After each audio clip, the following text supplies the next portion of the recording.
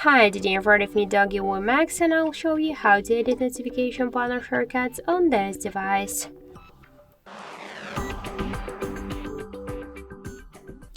So first open the control panel, and if you want to add here some options or remove some of them, or just to change the positions of the icons here, you should click here to this edit icon. And you will see here this down section with invisible options. Just to add them to your panel, you should hold the icon and drag it to this up section by this way.